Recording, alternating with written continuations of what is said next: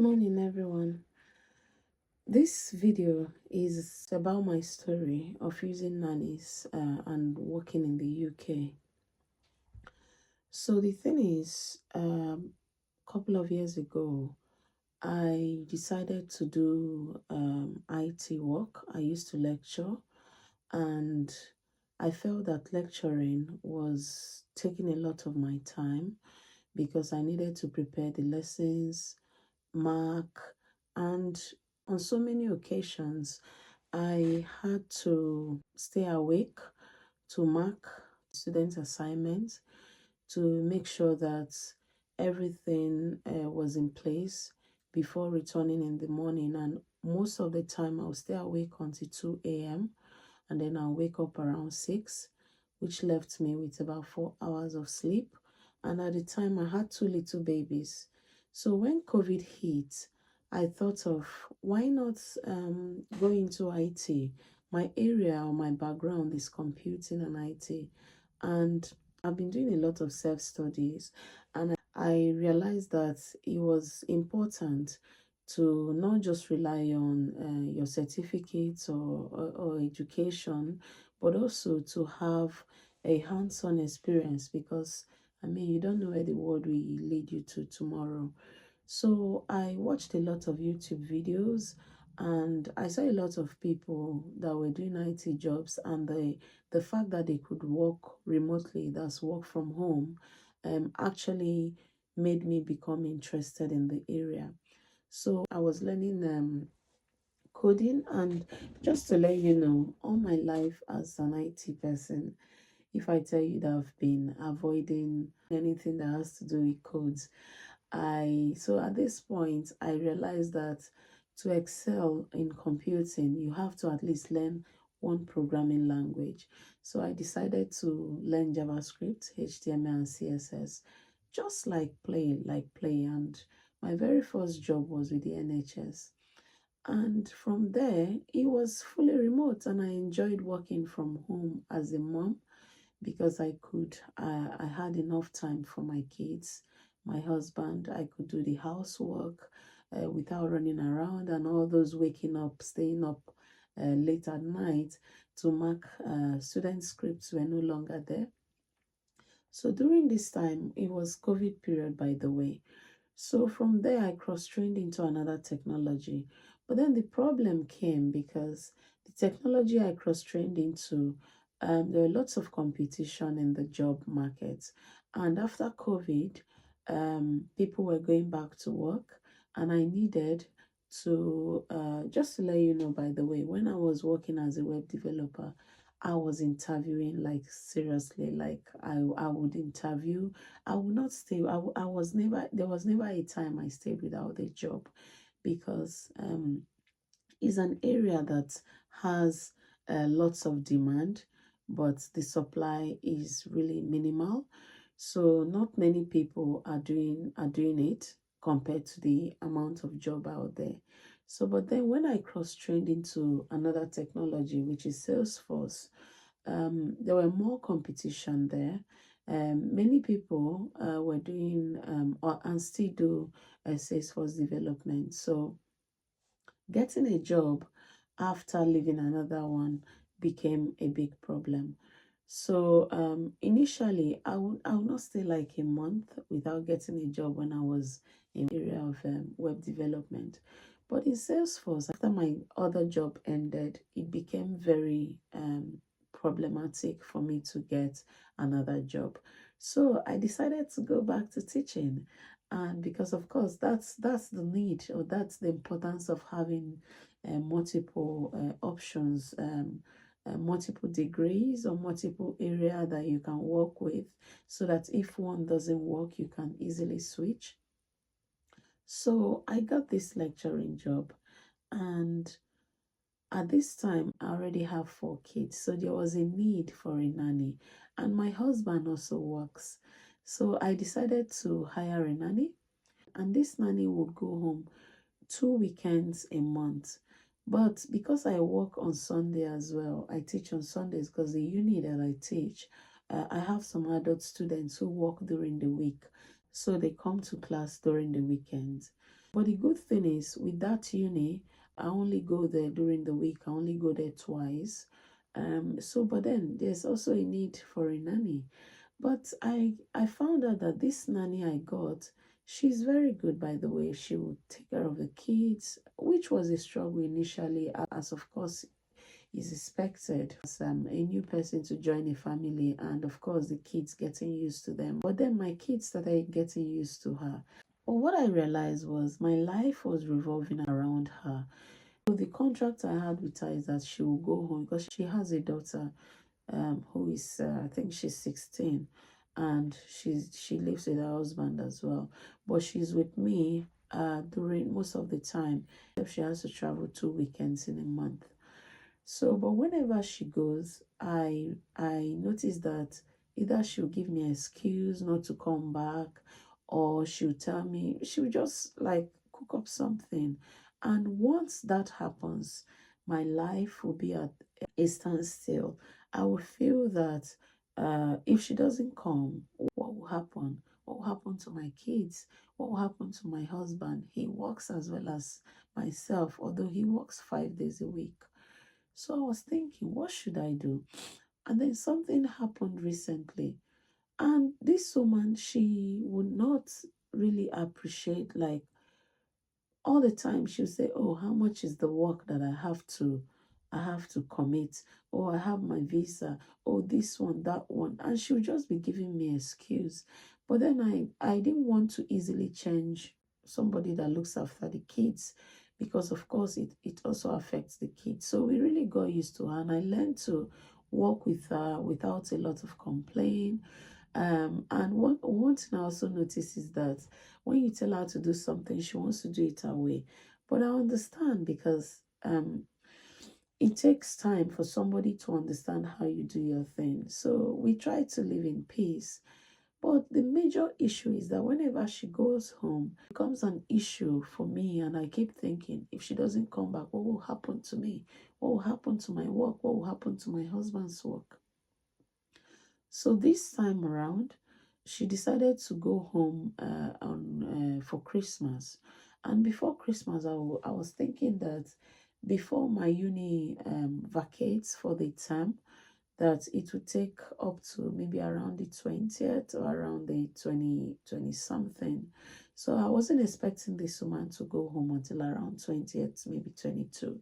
But she told me that she was going to only work until the 15th. And of course, my uni was not going to close on the 15th. And my husband, his workplace is also not going to close on the 15th. But anyway, I tried to persuade her. I tried to tell her, please stay.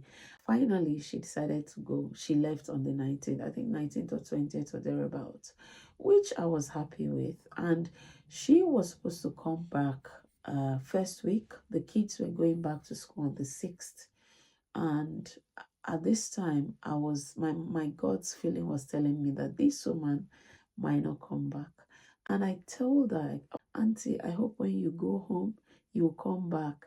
She said, oh, why not? Why not? But my God's feeling was always telling me that this woman might disappoint me. I just kept having that feeling. So during this time, my mom fell ill, and I decided to rush back home. I just took the next flight, and I decided to go home. I already had an agreement with her that she'll come back around the 4th or 3rd, being that the children were going to resume on the 6th. And she said, oh, she was going to come back on the 5th. So I said, okay, no worries. So whilst I was at home, she called me that she was not coming back, that her daughter had something to do, had an emergency. By the way, I knew that the daughter she was having issues, so she needed to see the doctors. And on one of the weekends, she went home. I told her to take the child to the hospital, but she said the time was too short for her because she would go on Friday and come back on Sunday. So she now told me that she was going to take the child to the hospital during this time. And she informed me around the around the 3rd or 4th that she was supposed to come back. At this time, I was away, and my husband was meant to go back to work on the 3rd. But I told my husband that the woman was going to return on the 5th. So he should just, know how to do it to manage maybe tell his workplace that he would take like 2 days of holiday or something. So which he did. Then eventually this woman disappointed us and she didn't come back. So next I called her and I said, "Oh, auntie, I saw a missed call. And what's happening?" Though to be frank, she did send me a ticket that she was supposed to come back on the 5th, but then she decided to take her child to the hospital. That's the train ticket she was supposed to use to come back. So I understood. So I told my husband, this woman is not coming back now. What should we do? Let's just look for an alternative because, of course, I know you're going to go back to work. And I was meant to return back to the country around the 7th. So my husband started looking out for another nanny.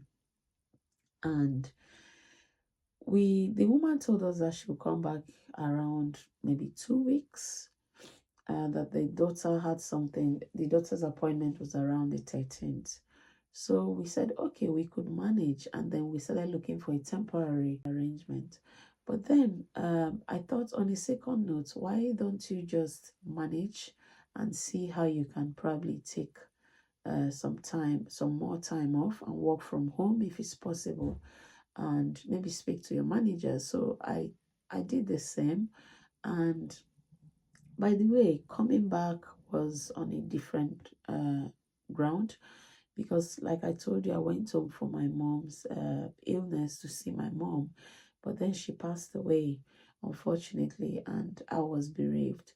So, but I was now thinking, what should I do? How should I handle the situation? My nanny was gone, my mom is gone, and I don't want to lose my work as well as my husband losing his own work as well.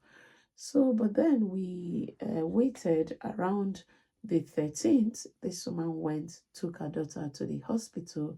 And fortunately for her, they didn't do the surgery that she was expecting they were going to do. But instead, they gave her some medication and then they told her that they were going to write to her. They took some more bloods from the daughter and they told her they were going to message them if anything changes, but then they could go home.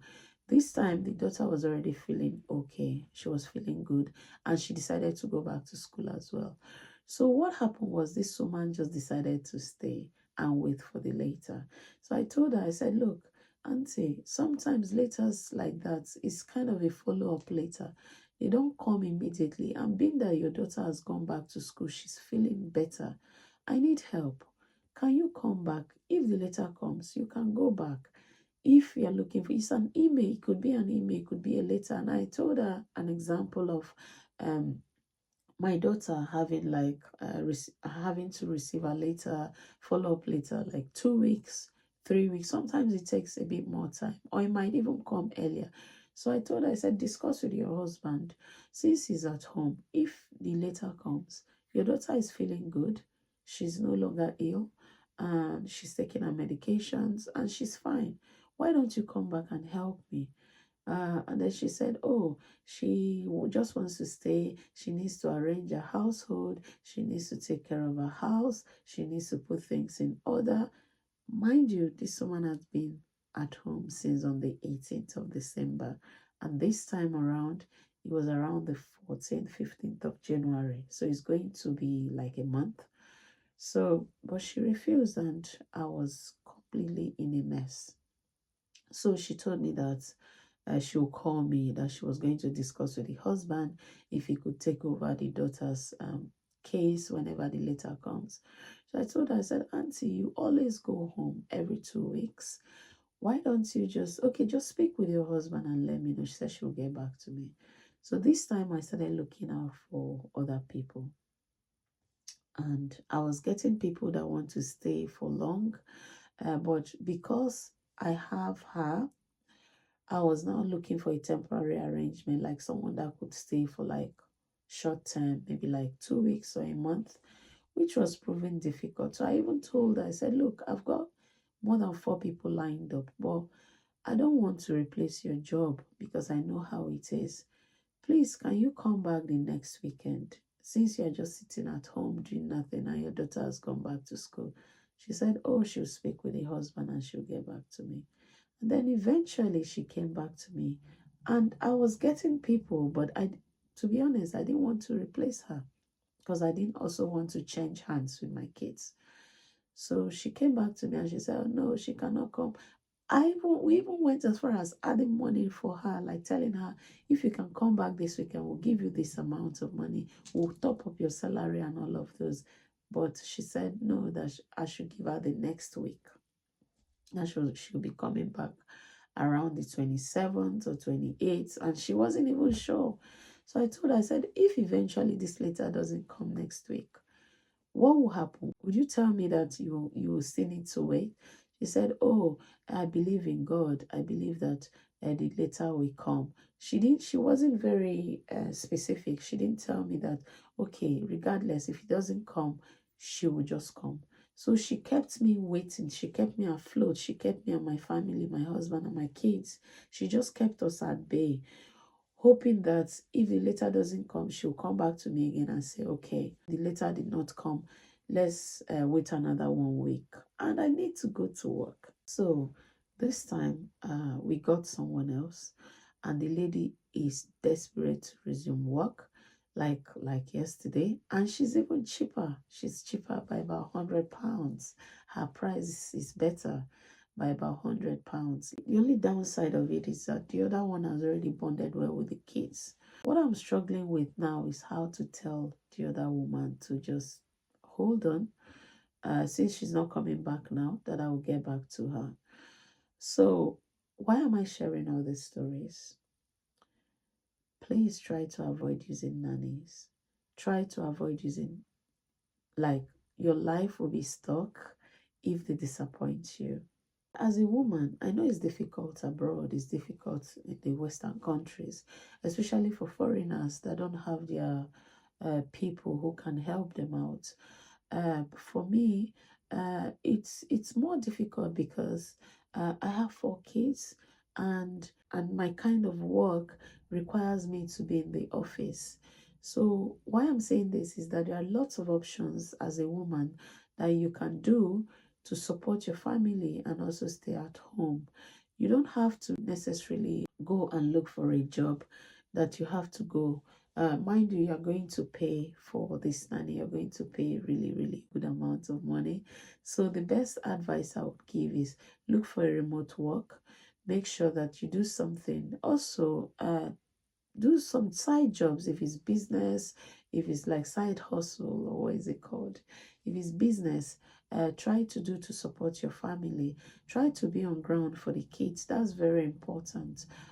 Try not uh, to rely on someone else to look after your kids. Although in my case, I'm not completely away. Remember, I told you I only have like 2 full days during the week in the office. And on Sunday, my husband is usually around. So I only needed the help for those 2 days.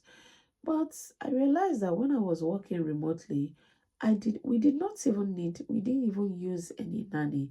We managed. We didn't use nanny for about 10 years. We managed, and life was easy with us. But immediately I found this other job and I started teaching, it became a big problem. So try to look for a side hustle that you can work from home. Try to look for a job. There are so many jobs out there. You can decide to learn how to code and maybe get one of those hybrid jobs where you can work maybe 1 or 2 days in the office and work remotely. You don't really have to use a nanny, and before you know it, the kids will be grown and you don't have to worry too much anymore. I remember those days whenever the woman would go home and say, "Oh, I'm not coming back," the anxiety that kicks in, you cannot imagine. And I keep thinking, what will happen to my family? What will happen to my kids? So, but now, although I got a new person, but I'm going to try to go back to my working hybrid, or maybe get something that I can work more from home so that I don't have to rely on people. And then again, I see how I can avoid paying too much ridiculous amount of money to nanny. And that's it. So I thought I should bring this on board today and advise you guys especially women who want to go back to work or who are working class, and then how they can avoid using nannies, and my story as well around using nanny. Thank you very much for watching, and bye.